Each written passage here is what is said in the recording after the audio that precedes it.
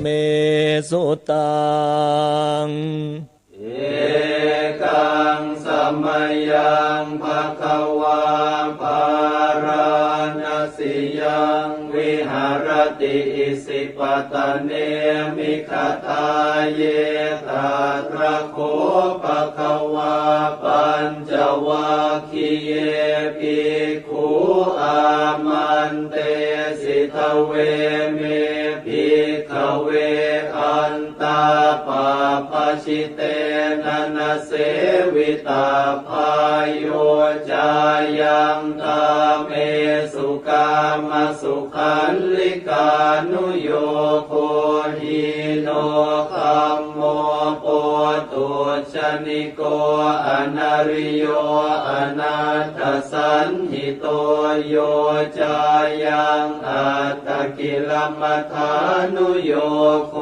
ทุกโขอนาริโยอนาถสันหิโตเอเตเตภิกขเวอุโปอันเตอนุปคัมมมาชิมาปฏิปทาตถาคเตนะอภิสัมพุทธาจักขุกรณียานกรณีอุปสมัยยะอภิญญายสัมพุทธายนิพพานายสังวัตติกตมาจะสาภิกขเวมาชิมาปฏิปทาตถาคเตนะอภิสัมพุทธาจักขุกรณียานกรณีอุปสมัยยะอภิญญายสัมพุทธายนิพพานายสังวัตติอายเมวะอริโยอัตถังคิโกมาโค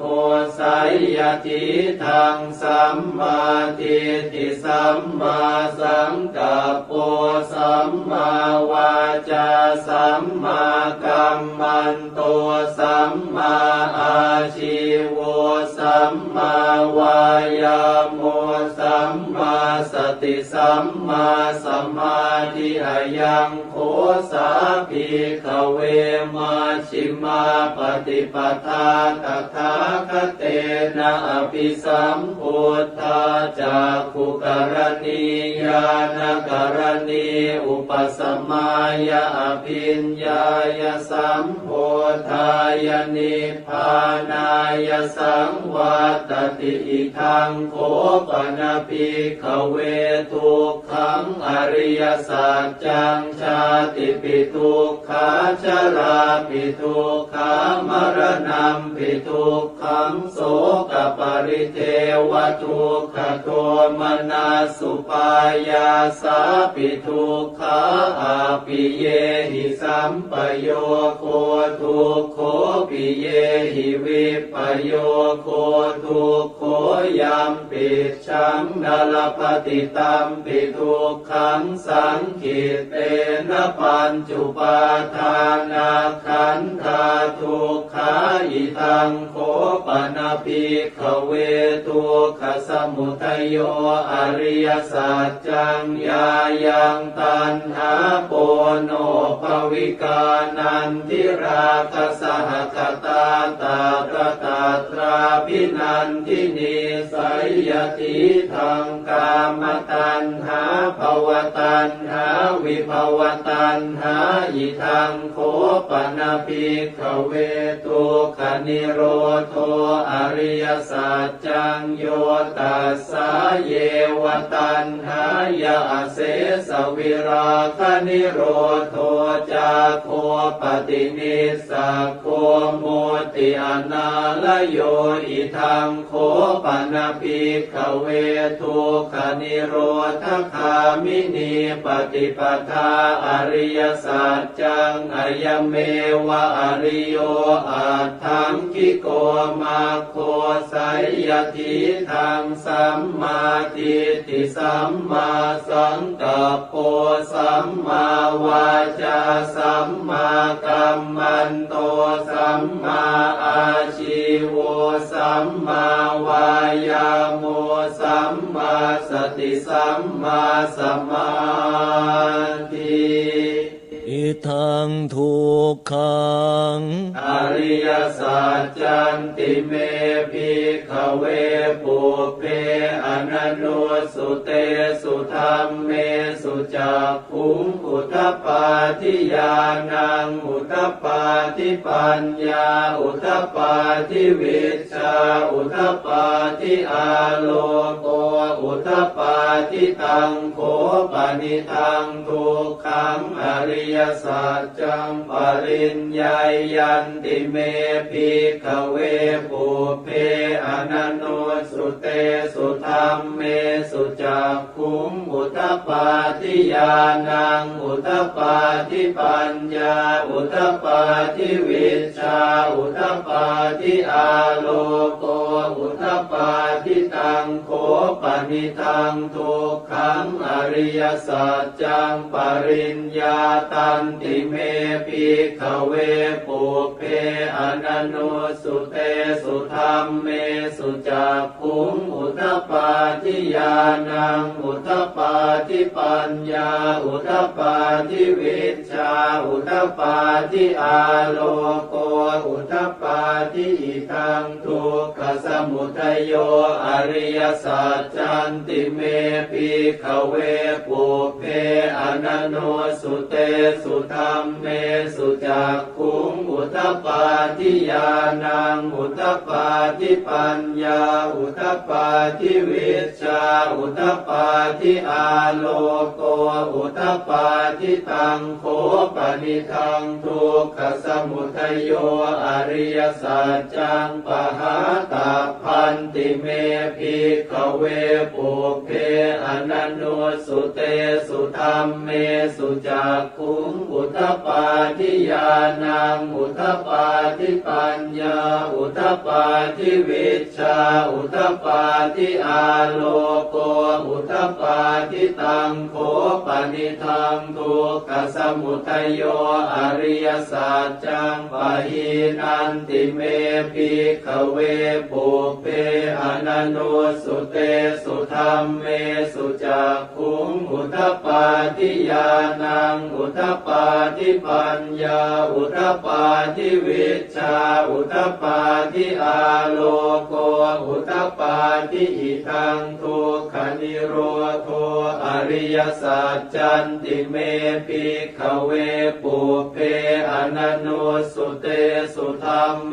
สุจักขุงอุทปปาทิญาณังอุทปปาทิปัญญาอุทปปาทิวิชชาอุทปปาทิอาโลโกอุทปปาทิตังโฆปนิทังทุกขนิโรโธอริยสัจจังสัจฉิกาตาพันติเมภิกขเวปุพเพอนันโนสุเตสุธัมเมสุจักขุงอุทปปาทิญาณังอุทปปาทิปัญญาอุทปปาทิวิชชาอุทปปาทิอาโลโกอุทปปาทิตังโฆปนิทังทุกขนิโรโธอริยสัจจังสัจฉิกตันติเมภิกขเวปุพเพอนันโนสุเตสุธัมเมสุจักขุงอุทปปาทิญาณังอุทปปาทิปัญญาอุทปปาทิวิชชาอุทปปาทิอาโลโกอุทปปาทิอิทังทุกขนิโรธคามินีปฏิปทาอริยสัจจันติเมภิกขเวปุพเพอนันโนสุเตสุธัมเมสุจักขุงอุทปปาทิญาณังอุทปปาทิปัญญาอุทปปาทิวิชชาอุทปปาทิอาโลโกอุทปปาทิตังโฆปนิทังทุกขนิโรธคามินีปฏิปทาอริยสัจจังภาเวตาพันติเมภิกขเวปุพเพอนันโนสุเตสุธัมเมสุจักขุงอุทปปาทิญาณังอุทปปาทิปัญญาอุทปปาทิวิชชาอุทปปา ทิอาโลโกอุทธัปปาทิตังโคปนิทังทุกขนิโรธคามินีปฏิปทาอริยสัจจังภาวิตันติเมภิกขเวปุเพอนันโนสุเตสุธรรมเมสุจักขุงอุทธัปปาทิญาณังอุทธัปปาทิปัญญาอุทธัปปาทิวิชชาอุทธัปปาทิอาโลโกอุทธัปปาทิยาวกีวันจะเมภิกขเวอิเมสุจตุสุอริยสัจเจสุเอวันติปริวัตตังทวาทสาการังยถาภูตังญาณทัสสนังนสุวิสุทธังอโหสิเนวตาวาหังภิกขเวสเทวเกโลเกสมาระเกสพรหมเกสาสมณพรหมนิยาปัจจายสเทวมนุสายอนุตตรังสัมมาสัมโพธิงอภิสัมพุทโธปัจจัญญาสิงยโตจะโคเมภิกขเวอิเมสุจตุสุอริยสัจเจสุเอวันติปริวัตตังทวาทสาการังยถาภูตังญาณทัสสนังสุวิสุทธังอโหสิอัฏฐาหังภิกขเวสเทวเกโลเกสมาละเกสพรหมเกสาสมณพรหมนิยาปัจจายสเทวมนุสายอนุตตรังสัมมาสัมโพธิงอภิสัมพุทโธปัจจัญญาสิงญาณัญจปนเมทัสสนังอุทธัปปาทิอกุปปาเมวิมุตติอายมันติมาชาตินาติธานิปุนาภโวติอิธรรมโวจะภควาอัตตมนาปัญจวัคคียาภิกขุภควโตภาสิตังอภินันทุงอิมาสมิงจะปนวัยยาการณาสมิงพันยมาเนอายาสมโตโกนทัญญาสวิรชังวิตมรังธรรมจากขุงอุทธัปปาทิยังกินจิสมุทัยธรรมังสัพพันตังนิโรธธรรมันติปวัตติเตจะภควตาธรรมจากเกภูมิมาเทวาสาธรรมโนสาเวสุงเอตัมภควตาภาลานาสิยังอิสิปตเนมิคทาเยอนุตตรังธรรมจากกังปวัตติตังอาปฏิวัตติยังสมเนนวาพรหมเนนวาเทเวนวามาเรนวาพรหมุนาวาเกณจิวาโลกัสมินติภูมานังเอวานังสัทธังสุตวาจาตุมหาราชิกาเทวาสัทธมโนสาเวสุงจาตุมหาราชิกานังเทวานังสัทธังสุตวาตาวติงสาเทวาสัทธมโนสาเวสุงตาวติงสานังเทวานังสัทธังสุตวายามาเทวาสัทธมโนสาเวสุงยามานังเทวานังสัทธังสุตวาตุสิตาเทวาสัทธมโนสาเวสุงตุสิตานังเทวานังสัทธังสุตวานิมมานรติเทวาสัทธมโนสาเวสุงนิมมานรตินังเทวานังสัทธังสุตวาปรนิมมิตวสวัตติเทวาสัทธมโนสาเวสุงปา นิมมิตวสวัตตีนังเทวานังสัตตังสุตวะพระมกายิกาเทวาสัตตมนุสาเวสุงเอตัมภควตาภาราณสิยังอิสิปตะเนมิกทาเยอนุตตรังธรรมจักกังปวัตติตังอาปฏิวัติยังสัมมเนนวาพระมเนนวาเทเวนวามาเรนวาพระมุนาวาเกณจิวาโลกัสสมินติอิติหะเตนะคะเนนะเตนะโมโหเตนะยาวะพระมโลกาสัตโตอาภูคาจิอายัญจัตสสหัสสีโลกธาตุสังกัมปิสัมปะกัมปิสัมปะเวทิอาปมาโนจะโอลาโลโอภาโสโลเกปาตุระโหสิอติกัมเมวะเทวานังเทวานุภาวังอัตโคภควาอุทานังอุทานเนสิอัญญาสิวัตโพโกนทันโยอัญญาสิวัตโพโกนทันโยติติทังอายสมโตโกนทันยาสอัญญาโกนทันโยตเววนามังอาโหสิติเมตตาพรหมวิหารภาวนาโดยย่อเอวัมเมสุตังเอกังสัมมายังภควาสาวัตติยังวิหารติเชตวเนอนาถปิณฑิกาสอา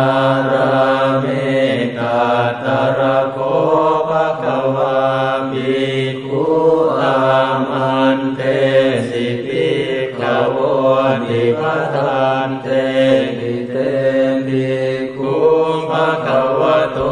ปัจจโสสุงภควาเอตทะโวจาเมตตายาภิกขเวเจโตวิมุตติยาอาเสวิตายาปาวิตายาปมุริกตายาญาณิกตายาวัตถุกตายาอนุทิตายาปริจิตายาสุสมาราตายาเอตัสสานิสังสาปาติกังคากตเมเอกาตัสสะสุขังสุปฏิสุขังปฏิพุชฌตินะปาปะกังสุปินังปัสสติมนุสสานังปิโยโหติละมนุสสานังปิโยโหติเทวตาราคันตินาสะอาคิวาวิสังวาสัตตังวากรรมติตุวตังจิตตังสมาธิยติมุขวันโนวิปัสสิทติอาสัมโมลโหตรังกโรติอุตตริงอาปฏิวิชันโตธัมมโรกุปโคโห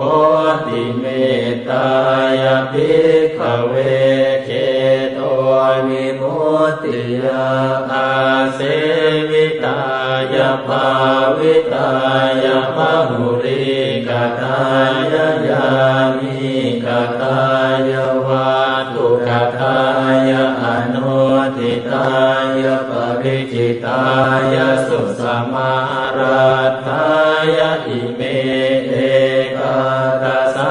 นิสังสาปานิกังคาติอ นุติโส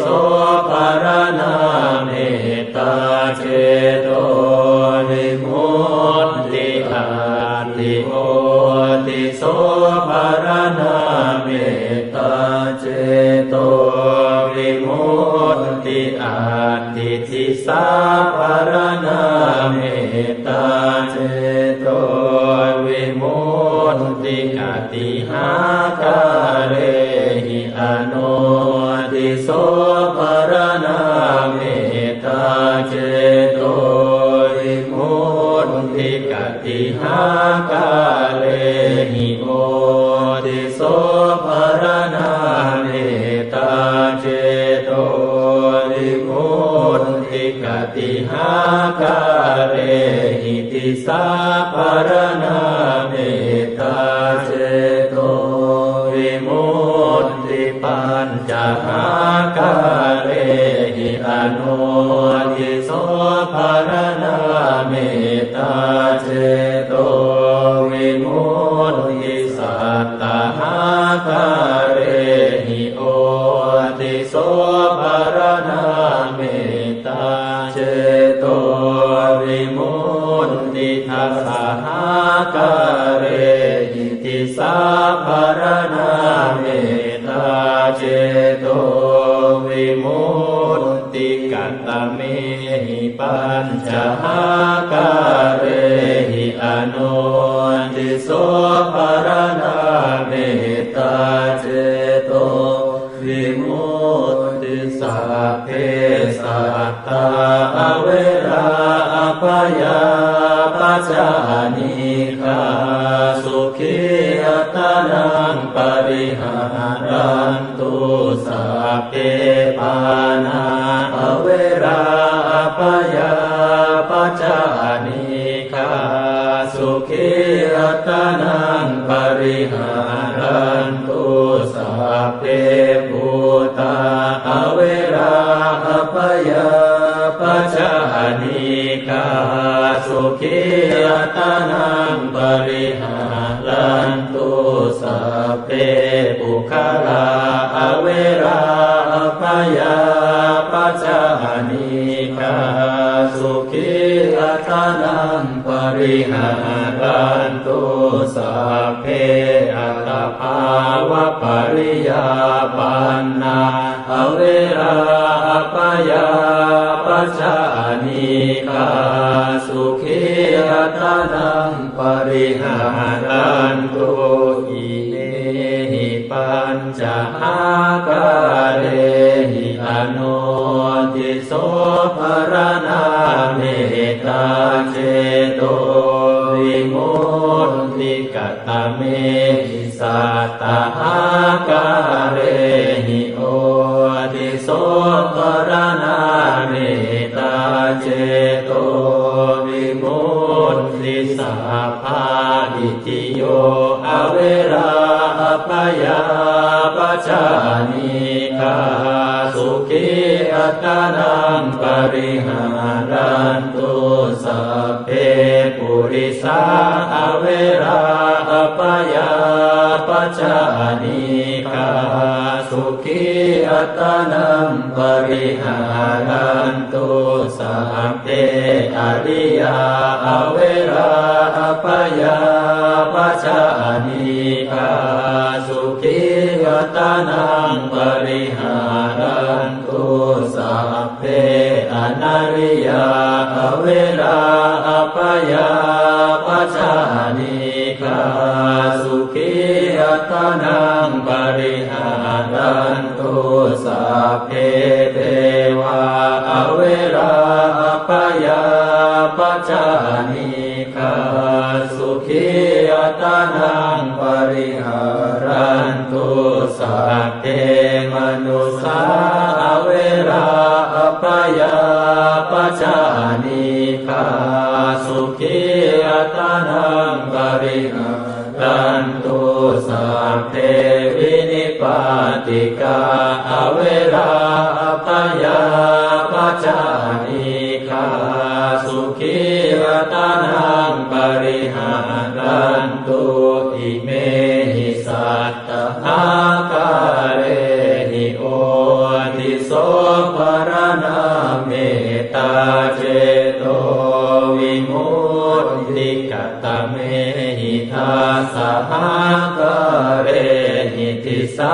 ภรณาเมตตาเจโตวิมุตติสัพเพปุราตินายติสายสัตตาอเวราอปยาปัจจานิกาสุขีอัตนังปริหารันตุสัพเพปัจฉิมายติสายสัตตาอเวราอปยาปัจจานิกาสุขีอัตนังปริหารันตุสัพเพอุตตรายติสายสัตตาอเวราอปยาปัจจานิกาสุขีอัตนังปริหารันตุสัพเพทักขินายติสายสัตตาอเวราอปยาปัจจานิกาสุขีอัตนังปริหารันตุสัพเพปุราติมายาอนุทิสายสัตตาอเวราอปยาปัจจานิกาสุขีอัตนังปริหารันตุสัพเพปัจฉิมายาอนุทิสายสัตตาอเวราอปยาปัจจานิกาสุขีอัตนังปริหารันตุสัพเพอุตตรายาอนุทิสายสัตตาอเวราอปยาปัจจานิกาสุขีอัตนังปริหารันตุสัพเพทักขินายาอนุทิสายสัตตาอเวราอปยาปัจจานิกาสุขีอัตนังปริหารันตุสัพเพเหติมายาติสายสัตตาอเวราอปยาปัจจานิกาสุขีอัตนังปริหารันตุสัพเพอุปริมายาติสา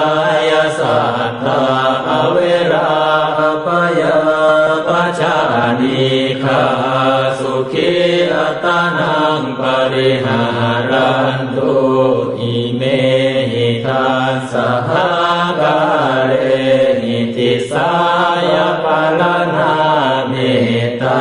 เจโตวิมุตติ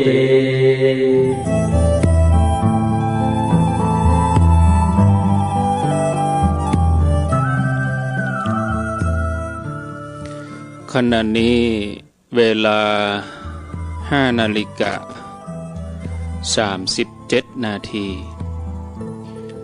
รายการต่อไปเจิญรับฟังรายการเสียงธรรมแสงอรุณดำเนินรายการโดยท่านพระสมชาติชาตปัญโยเป็นประจำทุกวันพฤหัสบดีเวลา5:30 นาทีเป็นต้นไปขณะนี้สัญญาณและเวลาพร้อมแล้วจะได้นิมนต์ท่านสมชาติชาตปัญโยได้อุจจาหรือธรรมะกับศรัทธาญาติโยมตามลำดับต่อไปนิมนต์ครับนิมนต์ครับขอนอบน้อม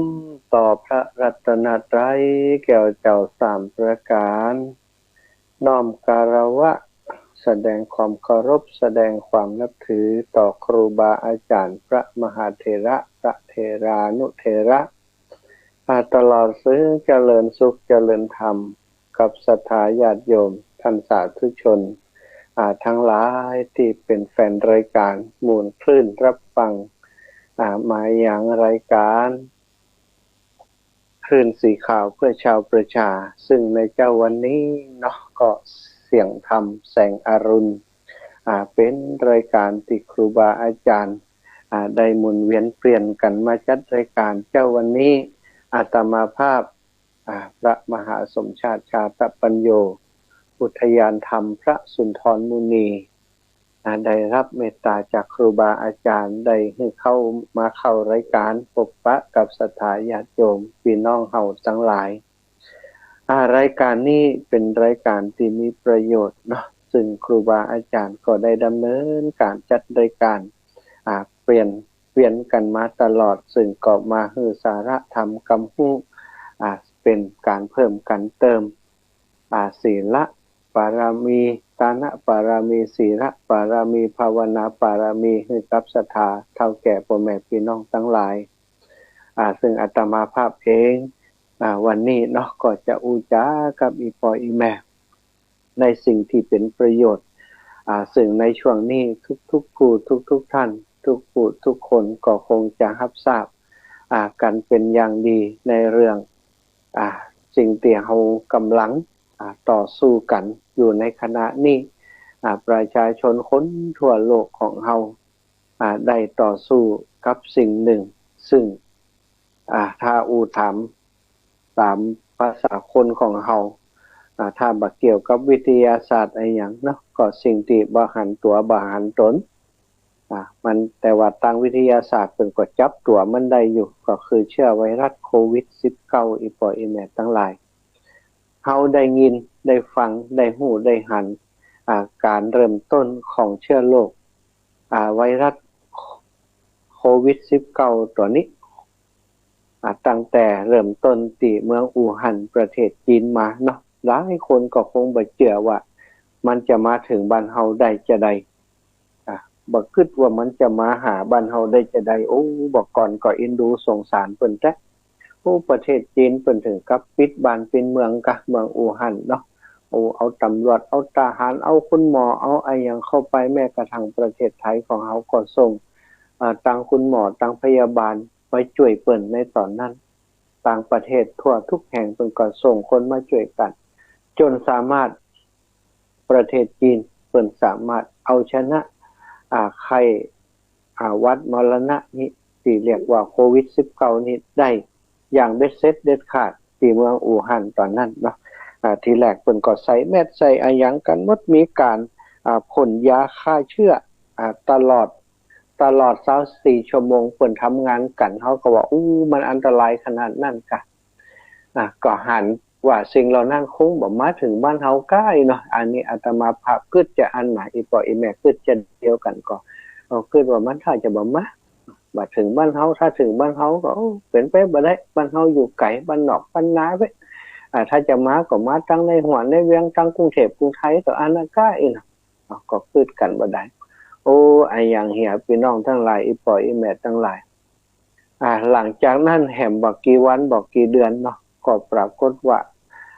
การแพร่ระบาดของไข้หวัดโควิด-19นั้นแพร่ระบาดไปอย่างรวดเร็วเหมือนกับไฟลามทุ่งจากประเทศจีนข้ามไปแถวอเมริกาแถวต่างประเทศยุโรปข้ามไปแถวแอฟริกาที่แห้งแล้งที่กันดารจะได้ไปถึงขั้วโลกแล้วก็ข้ามมาไปมาก็มาถึงเอเชียของเฮาก็ประเทศไทยเฮาก็เป็นประเทศหนึ่งที่ไข้หวัดแพร่ระบาดเข้ามาทีแรกเข้ามาก็ตกใจกันเนาะตกใจกันขนาดนักพยายามออกมาป้องกันแหลกเข้ามาบางผู้บางท่านผู้รักผู้ใหญ่ก็ว่าบ่ต้องกลัวบ่ต้องตื่นตระหนกเนาะเรื่องนี้บ่มีปัญหารัฐบาลเอาอยู่คุณหมอทำงานได้เอาอยู่ก็เดี๋ยวก็หายละบ่ต้องห่วงมันก็เหมือนกับไข้หวัดทั่วไปนะว่าเอาไปเอามาการแพร่ระบาดนักขึ้นจนมีการปิดบ้านปิดเมืองในช่วงนั้นการแพร่ระบาดครั้งที่1ก็สามารถต่อสู้เอาชนะได้โดยความตอนนั้นเนาะประเทศไทยของเฮาประชาชนทุกส่วนก็หันว่าเป็นเรื่องใหม่แล้วก็ตั้งการเพิ่นก็ขยันขันแข็งเอากันอยู่ก็สามารถต่อสู้เอาชนะได้ภายใน 2-3 เดือนก็สามารถชนะไข้หวัดโควิด-19 นี้ได้ในเวลาอันรวดเร็วเหมือนกัน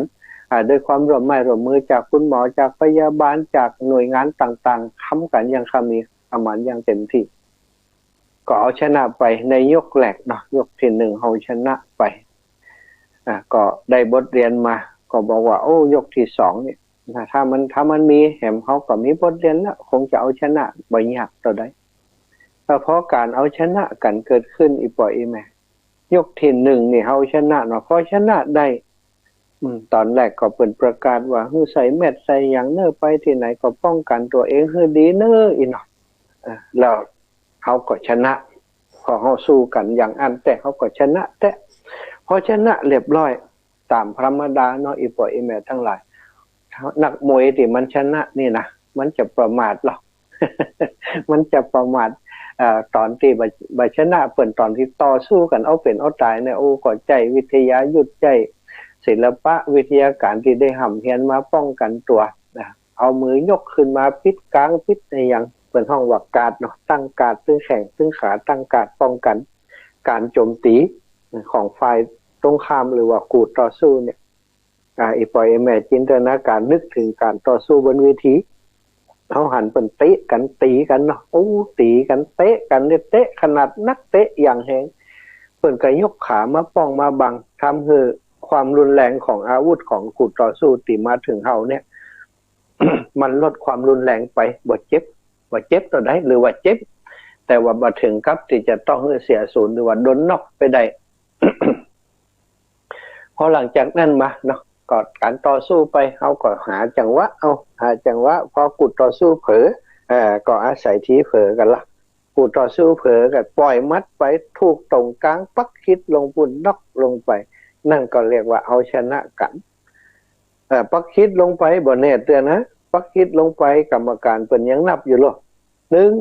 2 3 นับไปถึง8นะโอ้ปรากฏว่าหมอนั่นตอนที่นับไปนั่นน่ะก็มีสติขึ้นมาลุกขึ้นมา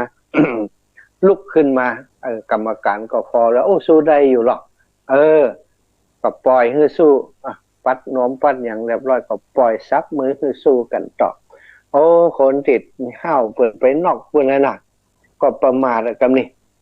ประมาททีแรกนี่เอาตีกันเตะกันจะได้กับป้องบังอีเนาะ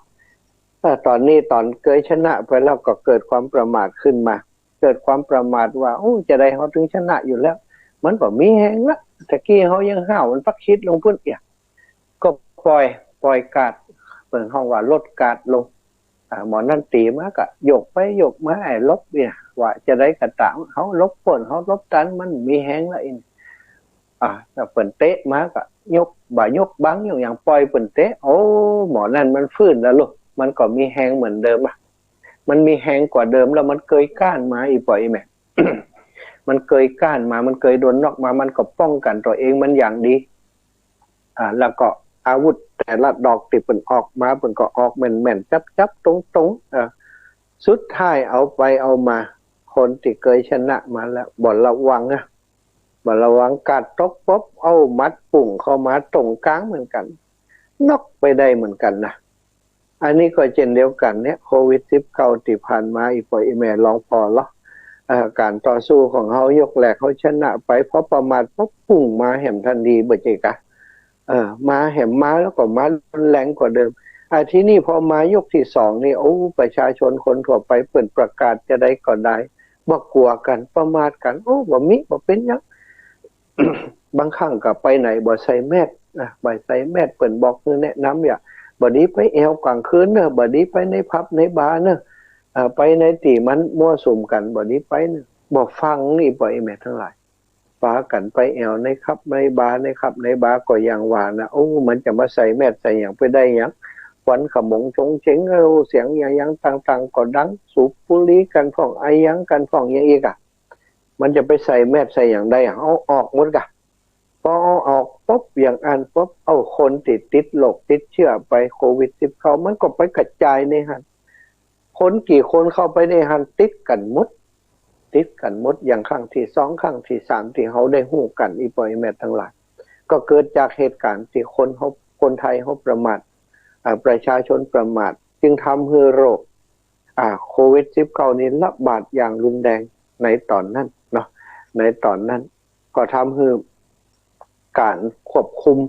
ก็เป็นไปได้ยากลำบากกว่าเดิมกว่าจะต่อสู้เอาชนะครั้งที่2เป็นว่าไทยชนะอีกเนาะครั้งที่2ก็ชนะได้เหมือนกันนะ เพราะฉะนั้นได้ครั้งนี้ก็ได้รับบทเรียนมาว่าโอ้บัดเดี๋ยวนี้ประมาทลาสาบัดได้แล้วเนอะต้องระมัดระวังกันเนาะแต่จะได้กระตามคนเฮาอีกปล่อยแม่พอเว้นระยะไปสักน้อยเนี่ยมันเคยชนะครั้งสองครั้งแล้วก็เลิงให้มะ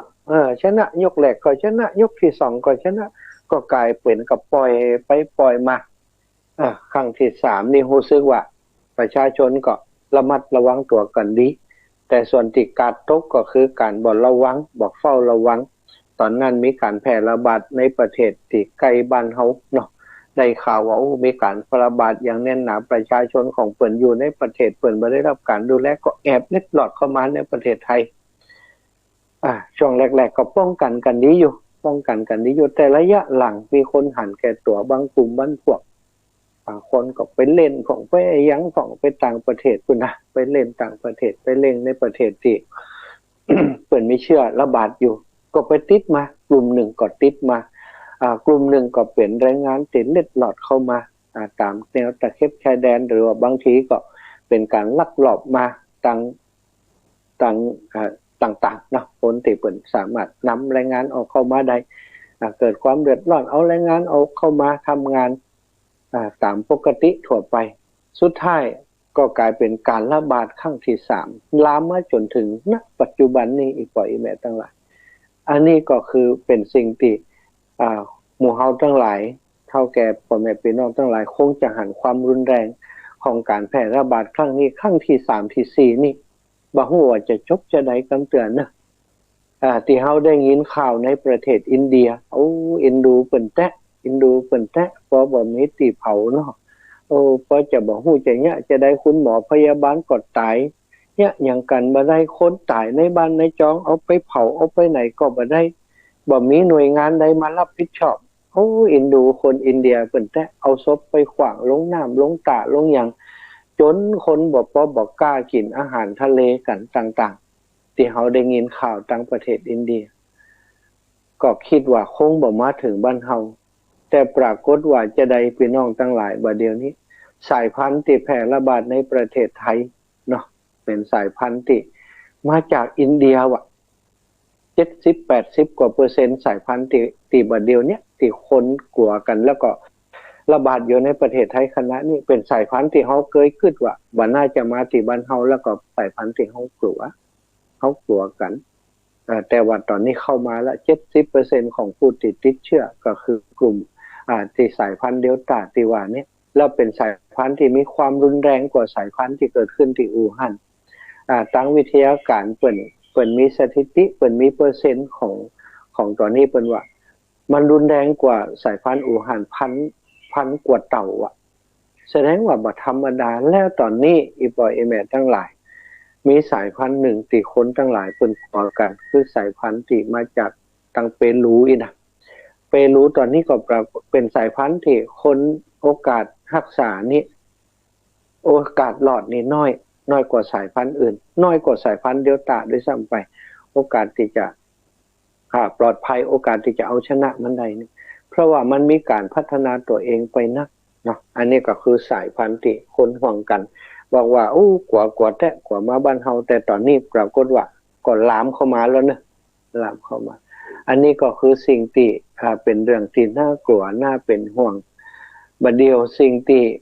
คนทั้งหลายเนาะตั้งราชการอย่างก็ดีตั้งคุณหมออย่างก็ดีตอนนี้ก็เรียกร้องคือตั้งฝ่ายบริหารช่วยกันในเรื่องของการหาวัคซีนดีๆมาให้คนไทยบางครูบางท่านบางครูบางคนก็ยังบ่ได้ฉีดกำเตือวัคซีนก็ยังเป็นปัญหาอยู่อีปอยอีแม่ทั้งหลายมันยังมาบ่เข้าบ่ถึงยังบ่ครบบางอย่างบ่ข่วยคนบางครั้งบางทีหลายคนก็ยังมีความสงสัยว่าวัคซีนที่ได้มาเนี่ยเป็นวัคซีนที่บ่ค่อยมีคุณภาพตัวใดเนาะก็เป็นข่าวกันไปอยู่เหมือนกันก็ข้อเท็จจริงเป็นจะได้เฮาก็บ่สามารถจะรู้ได้ว่ามันวัคซีนตัวใดมันดีแต่บ่ดีแต่วัคซีนที่ได้มาเป็นของแต่ก็บ่แต่จะได้เฮาก็บ่สามารถจะไปเข้าไปรู้ข้อมูลของเพิ่นได้แต่จะได้ก็ตามเนาะในเมื่อมันมีเนาะถ้ามีโอกาสได้ฉีดวัคซีนได้มีรายชื่อไปฉีดก็คงจะต้องฉีดละอีกปล่อยเองแม่ทั้งหลายเพราะเพื่อความปลอดภัยของตัวเฮาและของลูกของหลาน แล้วก็เป็นยุทธการหรือเป็นยุทธศาสตร์ในการเอาชนะเชื้อโควิด-19 นี้กว่าเขาจะล้อบางคนก็ล้อว่าล้อตีอันได้วัคซีนดีๆมาก่อนก็ฉีดอีกเอาล้อไปบอกว่าจะล้อไปถึงเมื่อใดเนาะจะได้ก็บ่ได้นั่นแหมล้อไปแล้วจะมีก็มีแหมแต่อย่างที่มีก่อนก็คงจะต้องอย่างที่เปิ้นว่านะกำขี้ดีกว่ากำตดที่เปิ้นว่าเนาะเอาที่มีอยู่ก่อนก็ดูแลตัวเองไปก่อนในช่วงของตอนนี้และที่สำคัญต้องถือปฏิบัติอย่างเคร่งครัดนะจังหวัดเชียงใหม่จังหวัดลำพูนลำปางตั้งพี่น้องหมู่เฮาทั้งหลายเนี่ยที่ฟังรายการกันอยู่หลายคนก็โทรมาบอกว่าอีแม่กว่าแต่เน้อบ่เดียวเนี้ยมาที่บ้านอีแม่มาหมู่บ้านของอีแม่ล่ะมาใกล้ๆนี่มาบอกไก่เท่าใดจังหวัดอีแม่เป็นสีแดงแล้วนะก็กันอยู่เนาะก็เป็นห่วงหลายคนก็อยากจะมาช่วยปลูกพระเจ้าห้าพระองค์ว่าอีแม่บ่มาแล้วเนอะเนื่องจากว่าตอนนี้สถานการณ์มันแบบปลอดภัยสำหรับทุกๆฝ่ายทุกคนมาก็บ่ได้กันดีมาก็บ่ได้ช่วยกันดีมาก็เสียหลายอย่างอยู่เหมือนกันเปิ้นบอกอยู่ด้วยกันนับ 4-5 คนขึ้นไปเปิ้นก็ห้ามละบ่เดี๋ยวนี้เราอ่อนทำกิจกรรมเล่นกีฬาด้วยกันยังบ่ได้เลยฉะนั้นอีปอยอีแม่ก็ที่เป็นเจ้าภาพเนอะตอนไหนพระเจ้าห้าพระองค์ก็ยืนโยงเอาเฮาปลูกวันที่24ก็ยืนโยงเอาถวายเป็นพุทธบูชาถึงบ่ได้หายได้หอมมาแต่ว่าเอาฮือกันบ่ได้เตื้อส่งกันบ่ได้เตื้อเนื่องจากว่าโอนบ่จังยังบ่จังก็เก็บไว้หั่นก่อนนะใส่ซองเขียนดีๆไว้เฮียยืนโยงเอาไว้ที่หิ้งพระหั่นก็ถือว่าเฮาได้ตานแล้วละบุญกุศลจะเกิดขึ้นกับอีปอยอีแม่ทันทีที่เฮาได้ตานได้หยังเรื่องการที่จะส่งคือกันบ่ได้บ่สำคัญอาตมาภาพได้รายชื่อมาก็จะเขียนไปคือตามนั้นเนาะเขียนไปคือครับอีปอยอีแม่ตามนั้นก็ทยอยปลูกไปเรื่อยๆที่มีรายชื่อมาก็อย่างที่แจ้งบอกไปว่าถ้าเป็นไปได้ก็คือตอนนี้ก็เต็มแล้วเด้ออีเนาะเฮาก็ปลูกบ่ทันก็ว่าฮับมาแล้วก็กว่าจะปลูกคือได้เนี่ยพวกเป็นออกภาษายังตันบ่ฮู้อย่างอีกเดี๋ยวอีปอยอีแม่จะว่าฮับไว้แล้วบ่หันปลูกคือข้าเจ้าเลยบ่หันปลูกคืออีแม่เลยเพราะนั้นจากว่าตอนนี้ก็จ้อมากันนักกันหลายเนาะอันนี้คือทานน้ำใจที่หลั่งไหลมาผ่านสะพานบุญแม่จิรพันธ์ก็ดีแม่จงดีก็ดีตั้งแม่ครูเกษณีก็ดีแม่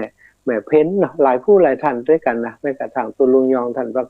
แล้วก็ครูบาอาจารย์ท่านพระครูพิวัตรตุลุงดอยนี่ก็ดูแลเรื่องนี้ช่วยเหลืออาตมาอยู่ก็ขอบคุณอนุโมทนาบุญกับทุกคนทุกผู้ทุกคนที่ช่วยเหลือกันเนาะ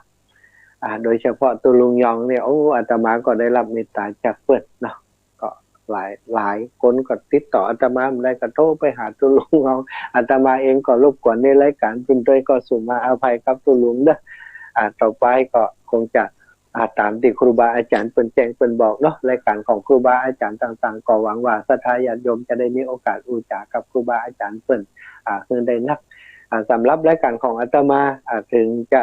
บ่ค่อยได้พบปะกับอีปอยอีแม่บ่อยแต่ก็ถือว่าเพียงพอละที่ครูบาอาจารย์เปิ้นแบ่งเวลาให้เนาะก็ต้องขอบคุณเด้อกับศรัทธาญาติโยมทั้งหลายขอให้ทุกผู้ทุกท่านได้ปลอดภัยใกล้จะเข้าวาสาละเนาะเข้าวาสาก็ก่อนเข้าวาสานี่ตานก็เข้าก็แยกกันไปเด้อไปด้วยกันวันเดียววันที่24นักๆหลายๆก็จะปลอดภัยถึงพระสงฆ์องค์ข้าเจ้าและศรัทธาญาติโยมอีปอยอีแม่ก็ทยอยกันไปถ้าตันก่อนวาสาก็ไปถ้ามันบ่ตันก็ไปหลังวาสาก็บ่จะเป็นหยังเขาตั้งใจไว้ละเนาะก็ขอให้ทุกครูทุกท่านมีความปลอดภัยปฏิบัติตนปฏิบัติตัวตามที่ตั้งการขอร้องช่วยเหลือกันถ้าเฮาช่วยกันเฮาก็จะปลอดภัยถ้าเฮาปลอดภัยลูกหลานเฮาปลอดภัยทุกคนปลอดภัยก็จะเป็นความสุขครับ